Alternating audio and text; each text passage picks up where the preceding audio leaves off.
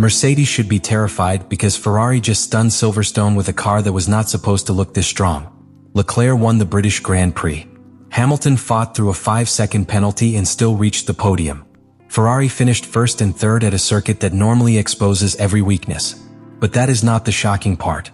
The shocking part is that the SF-26 did this while still looking imperfect. Hamilton had been scared by the car earlier in the weekend. Mercedes attacked. Verstappen pressure changed the race. A late safety car cost Ferrari a possible 1-2. And Ferrari still won. So now Mercedes has a much bigger problem. If Ferrari can beat them at Silverstone while carrying chaos, penalties, pressure, and a car people still question, what happens when Ferrari finally puts everything together? Because this was not just a win. This was a warning. The SF-26 may have just shown the grid that Ferrari does not need a perfect weekend to become dangerous. Subscribe to the channel. Editor. Silverstone is the kind of circuit that does not protect weak cars. That is why Mercedes should be paying very close attention.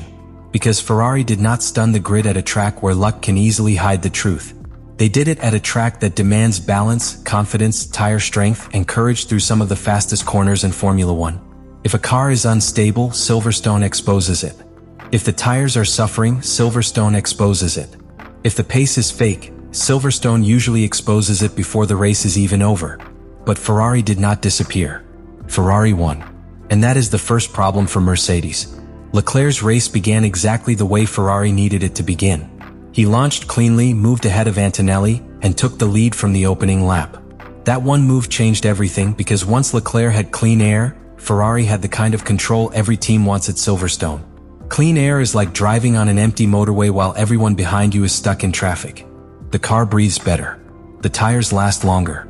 The driver can choose the rhythm instead of reacting to the car ahead. And when a Formula 1 car feels calm at Silverstone, the driver can turn that calm into lap time.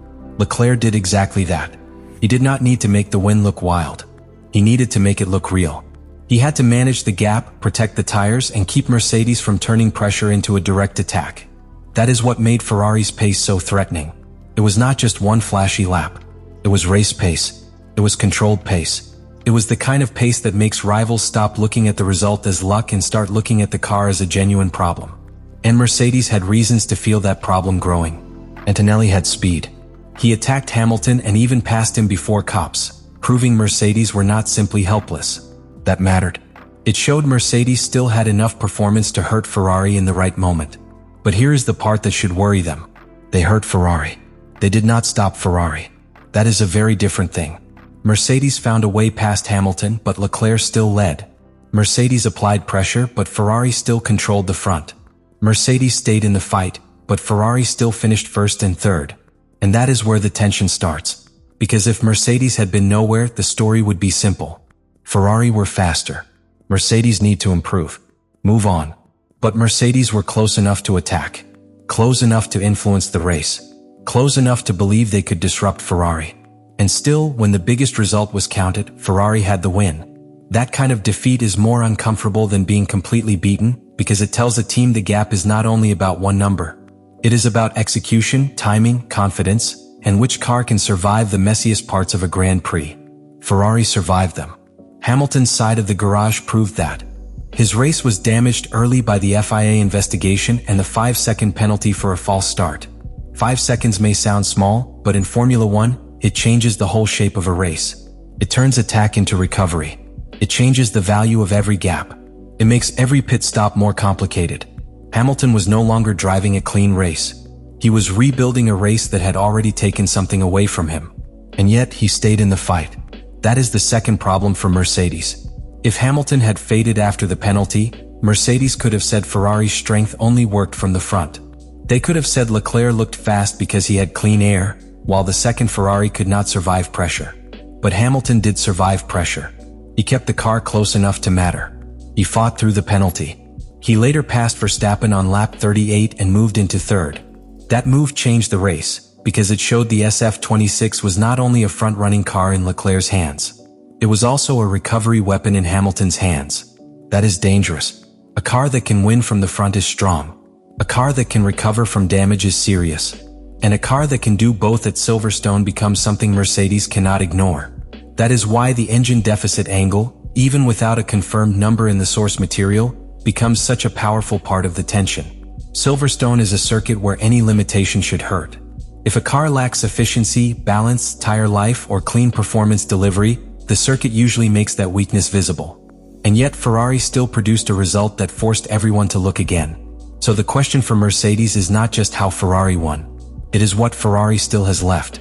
Because the SF-26 was not perfect. Hamilton had said the car scared him earlier in the weekend. That is a serious thing coming from a driver with his experience. A driver like Hamilton does not say that lightly. He has driven difficult cars, fought through pressure, and handled some of the most intense moments in modern Formula One. If he says the Ferrari scared him, it means the feeling inside the cockpit was not fully settled. And then, almost immediately, he produced a stunning sprint pole by only 11 thousandths of a second ahead of Antonelli. That tiny margin matters. 11 thousandths is almost nothing in normal life. You cannot feel it. You cannot count it naturally. It is less than the blink you barely notice. But in Formula One, it can change the atmosphere of an entire garage. Because Hamilton will not let Ferrari celebrate a missed maximum without asking why. He knows what elite execution feels like. He knows the difference between a good result and the best result. He knows that if the car is now fast enough to win, the team must operate like winning is the expectation, not the surprise. That pressure can make Ferrari uncomfortable. But it can also make Ferrari better. Mercedes should fear the second version. The version where Hamilton's frustration sharpens the pit wall. The version where Leclerc's victory gives the team confidence. The version where Vasseur's defense hardens Ferrari against rival pressure. The version where the SF-26 becomes not just fast in flashes, but repeatable across weekends. That is the possible future Silverstone hinted at. And that is why this race should feel bigger than one Grand Prix. Ferrari did not just beat Mercedes on the day. They showed Mercedes a possible future. A future where the SF-26 can survive Silverstone's demands. A future where Ferrari's development is strong enough to trigger rival suspicion. A future where Hamilton can be frustrated with third because second was genuinely available. A future where Leclerc can win from the front and make it look controlled. That future is dangerous because it raises the standard of the entire fight. Mercedes can no longer assume Ferrari will fall apart under pressure. They can no longer assume Hamilton's adaptation will hold him back. They can no longer assume Leclerc's strong days will be isolated moments. They can no longer assume Ferrari's upgrades are noise instead of progress. The evidence from Silverstone says otherwise. And the most uncomfortable evidence is this. Ferrari still looked incomplete. The start penalty hurt Hamilton. The safety car call cost second. The car had scared him earlier in the weekend. The team was under paddock pressure over its development. And still, Ferrari stunned the grid. That is the nightmare scenario for a rival. Not a perfect opponent. An improving opponent. An opponent that wins before it has cleaned up every weakness. Because once those weaknesses are fixed, the same result can become more dominant. That is why Mercedes' tension makes sense. They are not just reacting to what Ferrari did. They are reacting to what Ferrari might become. And the SF-26 has now shown enough to make that question impossible to ignore. How much performance is still inside the car? How much confidence can Hamilton still gain? How repeatable is Leclerc's Silverstone control? How quickly can Ferrari turn first and third into first and second? And how long can Mercedes keep applying pressure if Ferrari's pace surge is no longer a surprise? These are the questions that make a team uncomfortable. Because there is no easy answer. The only answer comes on track. Lap by lap. Race by race. Development by development. And after Silverstone, Ferrari has forced Mercedes into that conversation. That is the real victory behind the victory. Leclerc's trophy matters. Hamilton's podium matters. The points matter. But the bigger win is psychological. Ferrari made the grid look at the SF-26 differently. Not as a car occasionally capable of a result. As a car that might be becoming a real weapon. And once rivals begin to believe that, the fight changes. They race you harder. They question you more. They study your upgrades. They pressure your team principle. They look for your weakness. And at Silverstone, Mercedes may have found one. Ferrari's execution under chaos is still not perfect. But Ferrari found something in return. The car is fast enough that execution now becomes the final frontier. That is a good problem to have. A dangerous problem. A championship-level problem. Because slow teams dream of pace. Fast teams obsess over perfection. Ferrari has moved from the first world into the second. And Mercedes should feel that shift. The British Grand Prix did not prove Ferrari is unbeatable. It proved something more unsettling. Ferrari can win before everything is fully solved. And if a team can win before everything is fully solved, then the whole grid has to ask the question Mercedes are probably asking right now. What happens when Ferrari finally solves the rest?